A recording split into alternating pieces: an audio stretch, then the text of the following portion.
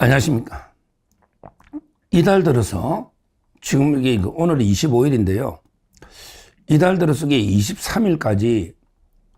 23일까지 반대 매매가 4,125억, 2년 5개월 만에 이게 최고치다. 이런데 이거 충격적인 통계입니다. 반대 매매가 4,125억. 엄청난 겁니다. 4,125억. 23일까지입니다. 그러니까 이제 그 실제 거래일로 치면 이게 며칠 안 되는데 이게 2년 반 만에 최고치에 달했다. 그래서 이게 갑자기 주식이 0원이 되는 계좌가 속출하고 있답니다. 갑자기 주식이 0원이 된다? 이건 이게 왜 이러냐? 이걸 좀 말씀드리면 주식시장이 이렇게 호황인데 주식시장이 오늘도 한 100포인트 가까이 오르고 이렇게 이거 호황인데 근데 갑자기 어떻게 반대 매매가 역대 최고고 그러게 갑자기 0원이 되는 계좌가 나오느냐 이런 데 이야기인데요. 이게 몇 가지 이유가 있습니다. 몇 가지 이유가 첫째는요. 요즘 이게 그 반대 매매라는 게 뭐냐 하면 크게 그 두 가지 유형이 있는데 첫째는 이제 아예 그냥 신용으로 이게 그 주식을 사는 거예요. 이거는 이제 그 시간은 좀 기간은 여유를 주거든요. 신용으로 이게 주식을 사면 이제 그 여유가 몇 달이나 이게 여유가 이제 바로 갚아야 되는 건 아니죠. 신용으로 주식을 샀으니까 바로 갚는 건 아닌데 근데 이거 담보가 부족하면 항상 이게 일정 주식이 빌린 돈의 담보 비율을 유지해야 되거든요. 근데 그 담보 비율을 유지를 못하면 반대 매매가 무자비하게 이거 돈을 회수를 한단 말이야. 신용 매매가. 근데요. 요즘 이게 그 문자가 오면 사람들이 스팸이라고 생각하고 보질 않는데요. 그런 게 있죠. 우리도 저도 일반 문자 오면 잘 보지도 않아 확인도 안 하는데 워낙에 가짜 스팸이 많으니까 그러니까 내용이 스팸인 줄 알고 문자를 확인도 안 했는데 그게 반대 매매 하겠다는 게 예고 통지인데 그것도 유효하다는 게 판례입니다. 보낸 거는 맞으니까. 나는 안 봤는데 왜 워낙에 뭐가 많이 오니까 스팸인 줄 알고 이게 안 봤더니 이게 반대 매매 예고다. 그게 유효하니까 반대 매매 해버린다고. 그러면 이게 미리 팔 기회도 없잖아요. 이런 문제가 있고 또 이게 두 번째는요.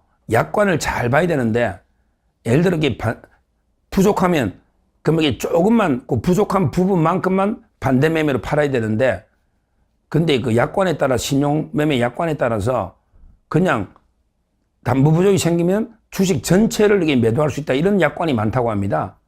이것도 이게 문제는 문제죠. 왜냐하면 이게 계속 부족 상황이 되니까 그래서 이게 일정 비율의 담보 유지가 안 되면 아예 그냥 딱 그 날짜 그 부족한 부분만 팔 수는 없잖아요. 그러니까 이제 그 담보로 잡은 주식 전체를 팔아버리는 이런 약관이 많이 있답니다. 거기에 따라서 이게 다 팔리 나가버리는 이런 데 경우도 있는 거죠. 하여튼 이거 신용융자에서는, 매매에서는. 근데 그게 아니고 이제 또 하나 유형이 뭐냐, 반대 매매. 근데 보통 우리 그 미수를 친다 하죠, 미수. 예를 들어 이제 오늘 내 계좌에 돈이 1,000만 원 있다. 그러면 이제 뭐 한 3, 4천만 원까지 주식을 살 수가 있는 거예요, 오늘. 요거는 이제 내일 모레 이틀 뒤에 결제를 해줘야 되는 거예요. 그러니까 주가가 오르면 좋죠. 오르면 이게 오른 주식을 팔면 그럼 이게 차이만큼 내가 먹잖아. 크게 먹잖아. 1,000만 원 샀으면 내가 100만 원 물 수 있는데 10% 오르면. 근데 내가 3천만 원치 샀으면 300만 원 물 수 있잖아요. 그러니까 이제 오르면 팔아가지고 돈 갚으면 되니까 차익을 내가 먹으니까. 근데 내리면 어떡하죠? 내리면 내가 이게 1,000만 원 가지고 3천만 원짜리 주식을 샀는데 폭락해가지고 주식이 2천만 원, 이렇게 1,000만 원이 떨어져 버렸다. 이틀 사이에. 충분히 그럴 수 있죠? 그러면 이게 어떻게 되느냐? 그러면 이게 내가 결제를 못하니까 3천만 원 결제해 줘야 되잖아, 사선이. 그러면 이게 부족한 만큼 내가 돈을 집어넣거나 아니면 이게 그냥 주식을, 아니 뭐 1,000만 원이 원래 있었으니까 거의 원금이 다 날아가는 거죠. 이런 게 이제 깡통이 되는 거예요. 내 돈을 집어여가지고 미수를 막거나 미수를 못 막으면 이게 그냥 다 파는데 3천만 원치 샀는데 2천만 원 되니까 내가 원래 있던 돈 1,000만 원이 제로가 되는 거예요. 제로가. 그래서 이게 계좌에 제로 되는 경우가 많다는 거야. 왜? 최근에 영풍재지 사건부터 최근에 동전주 퇴출한다 하니까 하한가가 속출한다고. 거기다가 이게 뭐 주가 조작이 하면 이게 완전히 패가 망신한다니까 주가 조작으로 딱이 걸려버리면 이게 막 한 3, 4일 동안 하한가 치거든요. 3, 4일 동안 하한가 친다고. 거래량도 없이. 그러면 이게 발을 동동 보내 팔 수도 없어. 그러면 이게 완전히 이건 깡통이 아니라 빚지는 거예요. 한 2, 3일 이전 하한가가 30%잖아. 30. 거기에 또 30이니까 하한가 한 2, 3일쯤에 깡통 되고 깡통 됐는데 마이너스가 될 수도 있거든. 경우에 따라서 매매가 안 되면. 그래서 이게 영은 계좌가 속출한다는 거예요. 지금 이게 심각한 문제입니다. 반대 매매가 2년 6개월 내 최대치 4,125원 이 공포가 심각하다. 왜냐하면 이게 주가가 종합지수가 오른다 해도 결국 이 삼성이나 하이닉스나 오르는 것만 오르고 나머지 개별 종목들은 안 오른 게 많고 오히려 이게 동전주들은 퇴출한다니까 또 떨어지고 또 이게 주가 조작 패가망신한데 떨어지고 또 이게 건설주인데 대형 사고함 나면 야, 문 닫게 한다니까 사고함 나도 이게 주가 폭락하고 이런 식으로 이 주가 폭락이 또 그거 아니고 또 이게 중동 전쟁이 격화된다니까 폭락되고 이런 식으로 이게 변동성이 막 하루에도 제가 그랬잖아요. 올해 들어서 이게 10일, 이제 11일이네.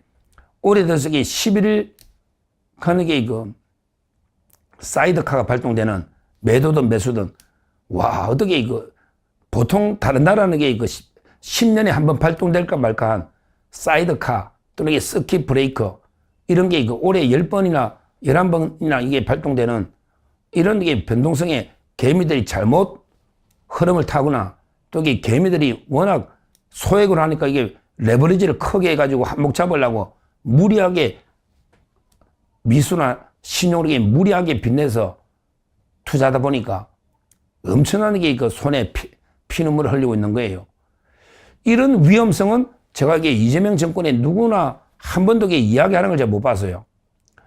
빚내서 투자하면 반대 매매로 이렇게 4,125억이 개미가 피눈물을 흘렸습니다.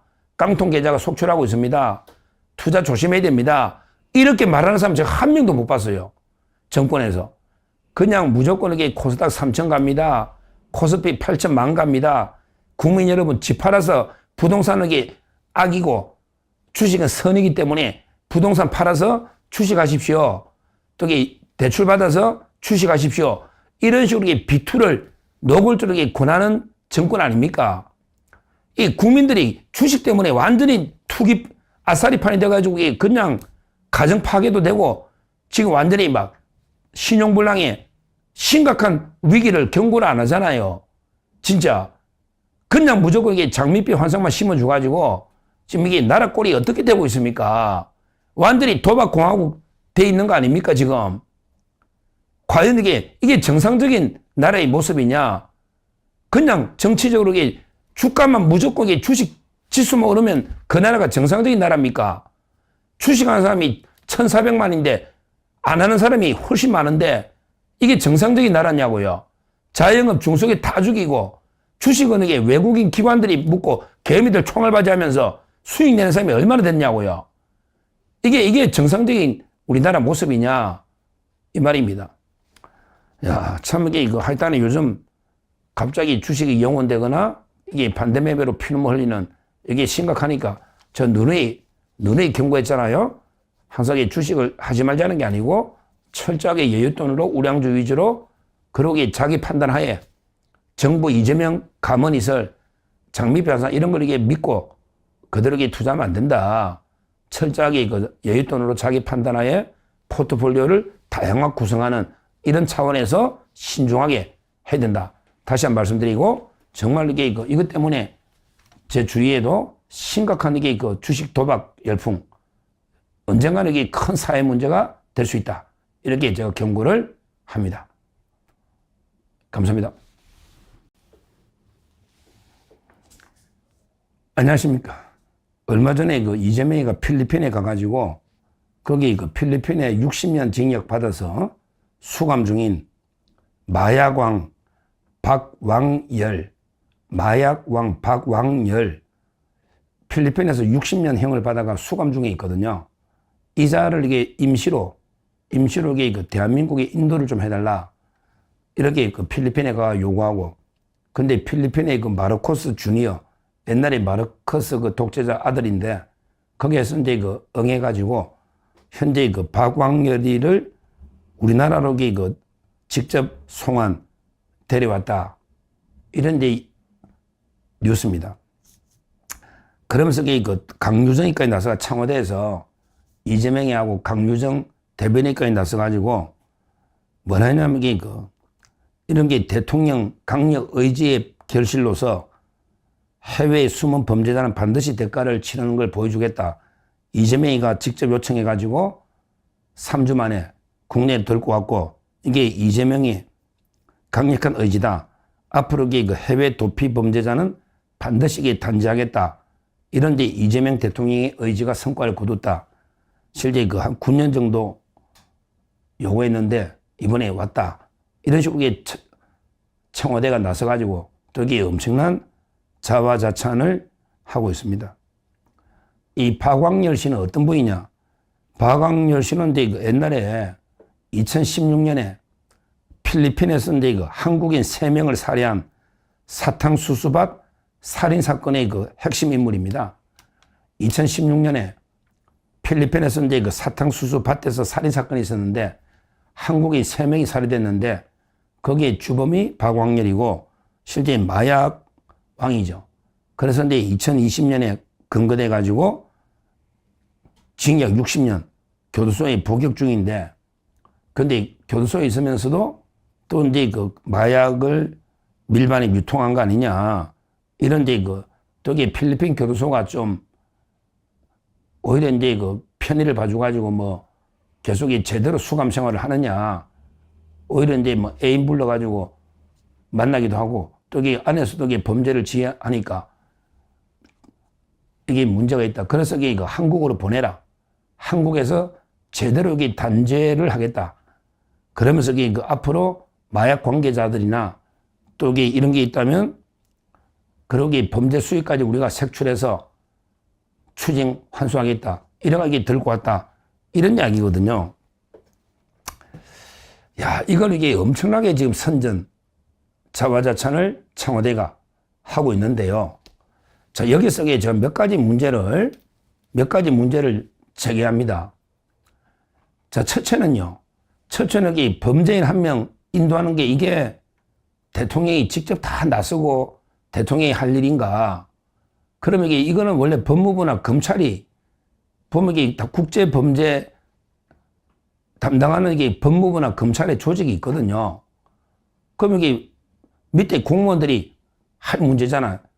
지금 대통령이 환율이라든지 관세라든지 이게 엄청나게 지금 심각한데 이런 큰 문제에 대해서는 대통령이 전혀 언급도 안 하고 나서지도 않으면서, 그래, 마약 하는 지금 6년 전에 마약 잡혀가 60년 받고 사는 이 마약 사범 하나 데리고 오가지고 수사한다고 또 TF 만든 난리 치는데 이게 가장 우리나라에 지금 시급한 일이냐? 아니, 대통령이 할 일이 있고 법무부나 검찰이 할 일이 있잖아요. 그렇잖아요. 지금 우리나라의 환율이나 관세나 이런 게 경제가 심각한데 중소기업 자영업 문제부터 이런 데 대해서 머리 싸매고 일을 해야 되는데 이런 건 안 하고 그냥 생색나는 거 있잖아요. 아니, 이미 잡혀가 60년 받은 사람 지금 와서 7, 8년 전인데 지금 와서 마약을 뭘 더 얼마나 수사해가 뭐가 더 나올지 돈을 어떻게 추정할지 모르겠는데 그게 저는 사실상 쉽지 않다, 불가능하다 보는데 그냥 생쇼만 하는 거예요. 야, 내가 역대 못 데리고 왔는데 내가 가가지고 직접 필리핀 대통령한테 데려왔으니 내가 엄청난 일을 했다. 이런 식으로 자화자찬하고 있잖아. 지금 이게 우리나라에 지금 가장 시급한 문제냐. 지금 중동전이나 환율이나 관세나 이런 데 대해서는 한마디 말하는 거 봤습니까? 이거야말로 진짜 만기 칠남도 유분수지. 모든 게 생각나는 건 대통령이 지가 다 안다고 앞에 놨어요. 쇼해가지고 지지율 끌어올리려고, 아, 일 열심히 한다, 일 잘한다, 이러려고. 이거야말로 법무부나 검찰의 지시에서 할 문제 아닙니까? 사람 하나 끌어오는 게. 이미 60년 받아 살고 있는데, 하여튼 이게 대통령이 할 일이냐? 이 문제 하나 제가 제기하고요. 자, 그 다음에 두 번째. 진짜 이게 우리 대한민국 흉악범들 많거든요. 특히 최근에 보면 중국의 장기 밀매부터 보이스피싱, 최근에 그 쿠팡 때려잡는다고 쿠팡이 정보를 빼돌리가 중국 가져가려는 것도 중국인이잖아요. 진짜 이게 중국인들이 범죄, 우리 살인사건 말고도 이게 강력 장기 밀매부터 이게 엄청난 범죄가 중국에서 저질러지고 있잖아요. 근데 그때 이재명이 중국 갔을 때 기자가 물었잖아. 쿠팡에 그 범죄자가 정보 다 빼돌린 게 중국인인데요. 그럼 이게 이랬더니 이재명이 하는 말이 아니 그래서 어쩌라고요. 그게 일본이든 중국이든 어쩌라고요. 이렇게 무책임하게 오히려 기자한테 면박을 주고 그러면 이게 우리나라 국민들의 정보를 빼가 과징금을 뭐 1조를 때리 10조 때리 엄청난 범죄자면 중국에 인도 요구해가지고 우리나라에서 이게 따끔한 맛을 보여줘야 되는 거 아니에요. 근데 중국하고 우리가 20년 넘었는데 한 건도 이게 인도 요청 해가 인도가 된 적이 없습니다. 즉 필리핀의 마약왕이 보다 더 훨씬 흉악범들 중국에 많이 있는데 거기에 대해서 한 번도 이게 인도 요구하거나 범인을 이게 우리 넘겨주라. 우리가 따끔한 맛을 한번 보여줄게. 이런 적이 없어요. 그럼 이게 필리핀의 마약왕이 우리 가장 큰 범죄자입니까? 우리나라에 납치하고 인신매매하고 장기 밀매하고 엄청난 범죄를 저지르고 중국에 도망가거나 또 중국인이 그 범죄자가 많은데 한 번도 이게 범죄인 인도해달라 이렇게 요구한 적이 없잖아요. 너무나 그 선택적으로 지금 하고 있다는 거죠. 이게 또 문제예요. 그러니까 중국의 눈치를 봐가지고 이쪽은 하나도 못하면서 필리핀에 가서 생색을 내고 있는 이게 문제라는 겁니다. 자, 그리고 세 번째로 하나 더 진짜 또 인도를 꼭 해야 될 게 우리 KH그룹의 배상윤이라고 있잖아요. KH그룹 배상윤. 그런데 쌍방울하고 KH, 그때 기억나시죠? KH그룹. 그게 주가 조작이나 지금 몇백억 횡령. 거기다가 이제 강원도 알펜시아 배임부터 최문순하고 재판하고 엄청난 사건에 휘말려 있잖아요. 근데 지금 캄보디아 뭐 있고 우리나라 국회에다가 의견서까지 냈잖아요. 배상윤이가. 이게 몸이 안 좋아가 치료하면 가겠다고요. 근데 몸이 당뇨가 이게 치료가 됩니까? 한국에 와서 당뇨 가족이 못 온다니 말이 되느냐고요. 근데 배상윤이가 들어오면 이재명이 그 쌍방울하고 대북 송금이나 또 이게 알펜시아 하얏트 호텔 알펜시아 민주당이 최문순부터 민주당이 줄줄이 관여되니까 들어오면 이게 골치 아프거든. 근데 엄청난 주가 조작이나 횡령 모르게 도망간 지가 지금 몇 년 됐냐고요. 근데 어디 있는지도 알아. 배상윤이 캄보디아 병원에. 그리고 이게 우리 국회에다가 의견서까지 냈다고. 내 치료 끝나면 들어간다고. 근데 안 잡아오잖아요. 처음에 곧 들어올 것처럼 인터뷰하더니 곧 아마 배상윤이가 들어가가 이재명이 하고 북한의 그 쌍방울 송금은 관계없다. 이 말을 인터뷰를 하고 나서 들어가지고 할 것 같은데 근데 쌍방울에서 김성대장이 아마 배상윤이하고 잘 아니까 아니 형님은 내용도 모르면서 북한에 보낸 게 이재명이 그 방법이 맞는데 형님이 뭘 한다고 이러니까 아마 이게 못 들어오는 게 아닌가. 들어봤자 이게 오히려 내용도 대북 송금 모르면서 계속 이재명이나 민주당이 큰 논란이 되니까 안 들고 오잖아요. 진짜 이게 우리나라 주가 조작 횡령 큰 범죄 피해를 준 거는 그대로 캄보디아에 있는데도 몇 년 동안 지났는데 데려오지도 않잖아요. 잡아오지도 않잖아요. 그건 왜 안 들고 옵니까? 그러니까 이것도 자기들한테 뭔가 피해를 주는 사람에게 절대 송환 안 해. 그리고 이제 생색나는 거, 이런 것만 불러가지고 도저히 마약 가지고 얼마나 더 수사하고 얼마나 더 잡아내겠습니까? 그러게 임시로 인도니까 또 수사 끝나면 돌려보내야 되는데 얼마나 혼내겠습니까? 혼내면 사형을 시킬 겁니까? 아니면 팔다리를 자라 어떻게 혼내느냐? 임시로 잠깐 들어왔다가 수사해봤자 7, 8년 전에 9년 전에 그게 무슨 조직이 수사가 되겠습니까? 수사할 능력이 있냐고. 누가 수사할 건데? 검찰도 없고 누가 수사할 거냐고. 경찰이 하나? 지금 이게 원래 마약은 검찰이 수사하는데 지금 좀 있으면 검찰이 다 와야 돼가지고 아무 수사권도 없잖아요. 수사력도 개판인데 하여튼 이런 쇼만 하는 겁니다. 이걸 가지고 개딸들은 야 봐라 이게 10년 만에 역대 정권이 못한 거 우리 아버지 가가지고 한 번에 들고 오지 않냐. 또 이게 엄청나게 자화자찬 자랑질하고 있는데 그게 무슨 큰 시력이냐. 60년 받았고 이미 잠깐 임시인도니까 또 돌려보내는데 수사해봤자 이게 뭐가 큰 게 노느냐. 진짜 우리 흉악범들, 진짜 우리 피해를 준 중국의 이런 범죄 한 명도 한 건도 인도 청구도 못하고 인도도 못했잖아요. 하지도 않잖아요.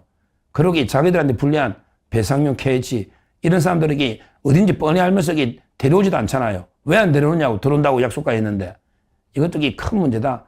하여튼 모든 범죄인 인도까지도 정략적으로 정치적으로 쇼하는 이게 바로 이재명 정권의 본질이다. 이렇게 보고요. 하여튼 우리가 진짜 우리 국민들이 피해를 많이 보는 거는 저 중국의 범죄단체들이 엄청나게 많은데 여기에 대해서 우리가 한마디도 못하는 이런 게 이재명을 우리가 비판해야 된다.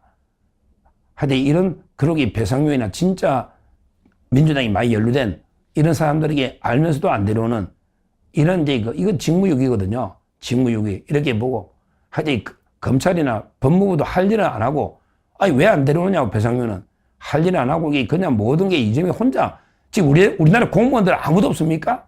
맨날 밤마다 혼자 글 올려가지고 이런 쇼를 벌이는 참 만기 칠남도 유분수지 한심하다. 이렇게 보고 진짜 중요한 환율, 관세 이런 거는 한마디도 안 하고 어떻게 보면 사소한 범죄자 하나 데려오는 거 아닙니까? 마약 범죄자.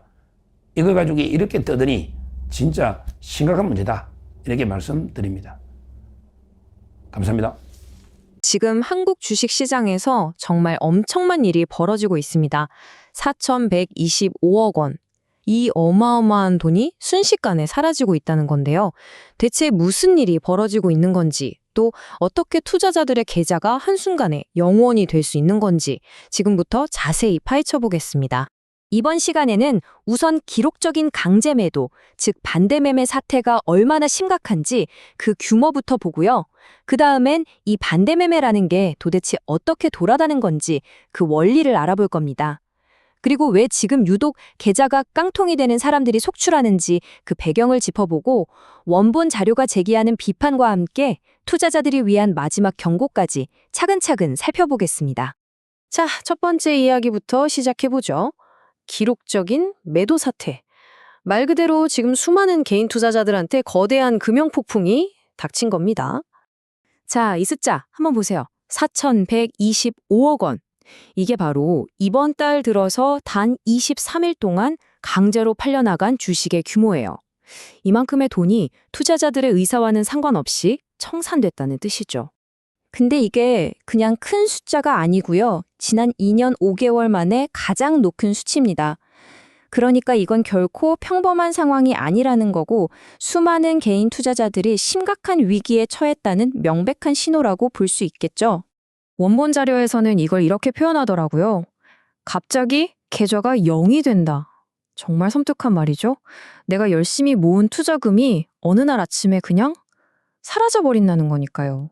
아니, 도대체 어떻게 이런 일이 일어날 수 있는 걸까요? 그래서 두 번째 파트에서는 이 모든 사태의 핵심, 바로 반대매매가 뭔지 한번 제대로 알아보겠습니다. 반대매매, 말이 좀 어렵죠? 쉽게 말해서 증권사에서 돈을 빌려서 주식을 샀는데 주가가 뚝 떨어지는 거예요. 그럼 증권사가 이거 우리 돈 떼야겠는데 싶어서 투자자 허락도 안 받고 주식을 강제로 팔아서 빌려준 돈부터 챙겨가는 겁니다. 그러니까 돈을 더 채워넣지 못하면 그냥 속수무책으로 당하는 거죠. 이 반대매매를 당하는 길이 크게 두 가지가 있어요. 하나는 신용매매, 또 다른 하나는 미수거래인데요. 신용매매는 그래도 좀 기간이 긴 대출 같은 거고요. 문제는 이 미수거래입니다. 이건 딱 이틀 안에 결제해야 하는 초단기 레버리지거든요. 흔히들 미수쳤다고 하잖아요. 이게 진짜 순식간에 모든 걸 날릴 수 있는 아주 위험한 방식입니다. 자, 그럼 이제 왜 하필 지금 이렇게 많은 사람들 계좌가 깡통이 되고 있는지 그 이유를 한번 들여다볼게요. 이건 뭐랄까? 불안한 시장 상황이랑 개인의 실수가 합쳐져서 만든 그야말로 퍼펙트 스톰이라고 할 수 있겠습니다.